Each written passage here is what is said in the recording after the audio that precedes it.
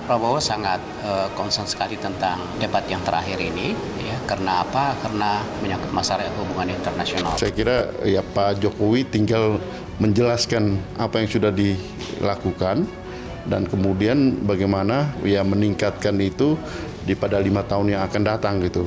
Tentu akan muncul banyak kejutan-kejutan yang akan disampaikan oleh Pak Jokowi, tapi nanti kita tunggu waktunya. Pak Prabowo saya kira tidak ada persiapan khusus. Ya. Beliau saya kira akan berbicara tentang apa yang menjadi pikiran-pikiran beliau selama ini dalam bidang ideologi, politik keamanan, politik luar negeri. Pak Jokowi ternyata beliau mampu membangun hubungan internasional yang sangat-sangat baik. Dan itu bisa terlihat misalnya kita menjadi anggota tidak tetap Dewan Keamanan PBB. Kemudian di mata internasional tetap Indonesia adalah sebagai kekuatan yang berpengaruh ya di antara negara-negara, terutama saya kira di negara-negara Muslim ya terbesar di dunia. Kalau sekarang selama ini itu kan seakan-akan ya Indonesia itu agak stay away dari internasional. Jadi kehadiran kepala negara di dunia internasional, di setiap event internasional itu juga merupakan perhatian dari Pak Prabowo. Soal hubungan internasional, Indonesia ini hadir di banyak pertemuan-pertemuan internasional. Pak Jokowi selalu menekankan bahwa kalau saya hadir di suatu pertemuan, maka posisi berdiri kepala negara Indonesia sebagai negara besar harus di tempat yang memadai dan penting. Seharusnya sebagai petahana Pak Jokowi mestinya cukup menguasai masalah itu ya.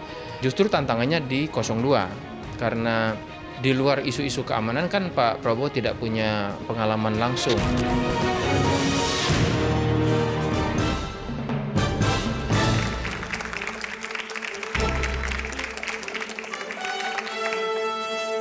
Selamat sore pemirsa, malam ini kedua calon presiden Joko Widodo dan Prabowo Subianto akan kembali berhadapan dalam debat keempat yang diselenggarakan di Hotel Shangri-La, Jakarta. Debat keempat ini terselenggara atas kerjasama KPU, Metro TV, dan MTech Group. Pemirsa, calon presiden nomor urut 01 dan calon presiden nomor urut 02 akan beradu gagasan untuk Indonesia ke depan dengan fokus tema debat mengenai ideologi, pertahanan keamanan, pemerintahan, dan hubungan internasional. Lalu siapakah yang akan menguasai panggung debat pada malam hari ini? Joko Widodo atau Prabowo Subianto? Bersama saya Ade Mulya. Dan saya Fitri Megantara, inilah live event Debat Capres Joko Widodo versus Prabowo Subianto.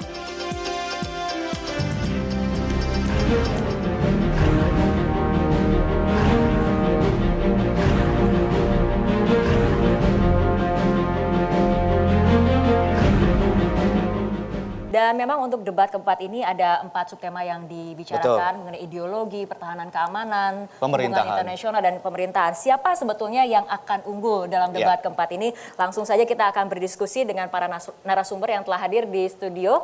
Kita akan perkenalkan dari Ibu Andi Nurpati, Wakil Ketua Komisi Pemenangan Pemilu Partai Demokrat. Selamat sore Bu Andi, apa kabar? Assalamualaikum warahmatullahi wabarakatuh. Dan juga telah hadir Hasibullah Satrawi, pengamat politik Timur Tengah dan dunia Islam. Selamat sore, Mas Hasibullah, apa kabar?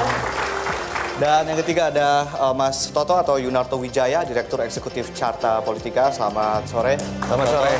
Dan terakhir ada Mas Arief Suditomo, politikus Partai Nasdem. Selamat sore. Selamat sore, Mas Arief. Ini langsung saja pancing agar kita debatnya semakin panas ke Ibu Andi. Bu Andi, siapa yang akan menang di debat kali ini? Ya, saya berkeyakinan dengan sangat tinggi bahwa Pak Prabowo akan memenangkan perdebatan yang keempat ini karena judulnya sangat menyentuh dengan kualifikasi dan kualitas beliau di mana masalah ideologi, kemudian pertahanan keamanan, beliau adalah pernah di TNI, menjadi petinggi TNI, juga hubungan internasional. Beliau juga banyak sekolah, kuliah di luar negeri dengan pengalaman-pengalamannya juga. Demikian juga dengan pemerintahan. Saya kira Pak Prabowo akan menyampaikan program-program visi misinya pada malam hari ini yang tentunya akan melihat bagaimana pemerintahan sebelumnya, jadi bukan hanya pemerintahan Pak Jokowi, tetapi pemerintahan sebelum-sebelumnya ini akan menjadi titik evaluasi yang kemudian beliau akan menyampaikan apa yang beliau akan lakukan 5 tahun ke depan. Jadi berarti akan Bu Ani sudah cukup dievaluasi. percaya diri ya seperti itu. Nah, bagaimana dari kubu Capres petahana? Kalau saya lihat tidak lain tidak bukan, pemenangnya pasti Presiden Jokowi. Karena Menang semua. hal-hal yang terkait dengan, bukan apa-apa, hal-hal yang terkait dengan ideologi, hal-hal yang terkait dengan pertahanan, apalagi hubungan internasional, semuanya selama 4 tahun belakangan ini, jelas semuanya berbagai macam prestasi yang sudah ditorehkan oleh berbagai macam kementerian dan lembaga sudah berderet prestasi-prestasinya, dan konsepnya sangat jelas, dan itu merupakan salah satu hal yang amat sangat dibanggakan oleh bangsa kita, dan itu dilaksanakan semuanya dengan tanpa kegaduhan. Ya, tiba-tiba ada prestasi, tiba-tiba kita dengar ada orang yang dibebaskan dari hukuman mati, tiba-tiba kita melihat bahwa trade dengan beberapa negara non-traditional market di Afrika dibuka dengan naik 207% di chart misalnya. Dan itu merupakan salah satu hal yang pada akhirnya harus dilihat oleh bangsa kita. Bahwa tanpa kegaduhan ini, tiba-tiba ada prestasi, tiba-tiba kita bisa menikmati hasilnya, itulah yang harus menjadi bagian dari keyakinan kita semua bahwa Jokowi akan menguasai debat pada malam hari tapi ini. Mas Arief tadi kata Bu Andi akan mengevaluasi bukan hanya dari pemerintahan Joko Widodo saja, tapi akan pemerintahan sebelum-sebelumnya juga dievaluasi, sehingga akan mungkin ada satu formula yang wow nanti di 4 subtopik ini. Gimana Anda melihat? Kalau saya dari lihat contohnya satu ya, khususnya tentang kebijakan hubungan luar negeri yang sudah dibawa dan ditransformasikan oleh Presiden Jokowi dari zaman Presiden SBY, yang mana mereka membawa misi Thousand Friends, Zero Enemies, menjadi sebuah diplomasi yang menggarisbawahi kedaulatan, yang menggarisbawahi tentang perlindungan warga, dan memberikan garis bawah yang amat sangat kuat terhadap diplomasi ekonomi. Itu merupakan salah satu hal yang pada akhirnya bisa membungkus banyak sekali kekosongan diplomasi yang selama ini dari periode ke periode, dari kepemimpinan ke pemimpinan itu kosong dan diisi oleh prestasi-prestasi tersebut. Oke. Baik, nah ini kita ke Mas Toto. Mas Toto tadi dilihat dari Bu Andi dan juga Mas Arief ini sama-sama kemudian merasa cukup memiliki amunisi dalam menghadapi debat ini. Oke. Nah, tapi dari segi pengamat politik ataupun pakar politik ini bagaimana melihat jalannya debat nanti?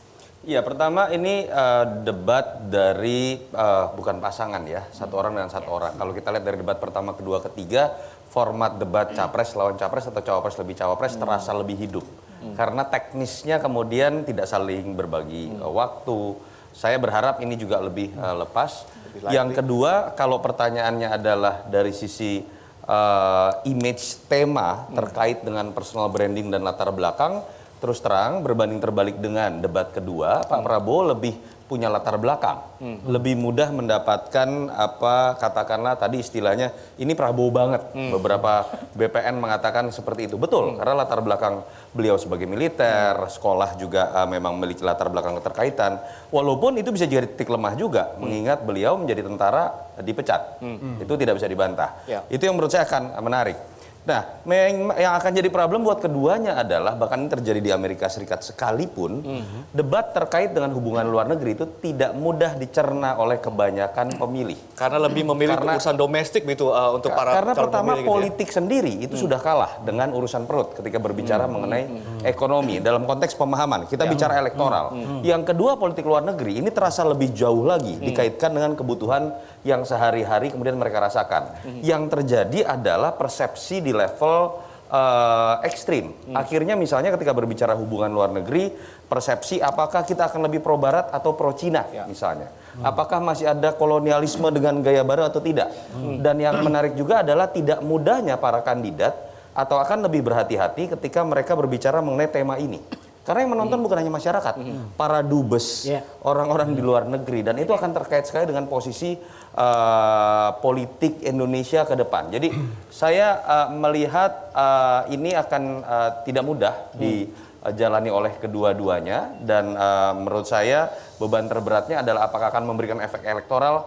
Saya harus mengatakan kalau dengan pola 2014, ini debat yang tidak banyak memberikan efek elektoral kepada keduanya. Baik, sesuatu yang mungkin tidak menyentuh langsung begitu ya dengan perut rakyat begitu. Nanti Mas Hasibulla kita akan teruskan tentunya perbincangan ini, dan pemirsa tetaplah bersama kami. Live event debat Capres keempat kami akan hadirkan kembali usai jeda.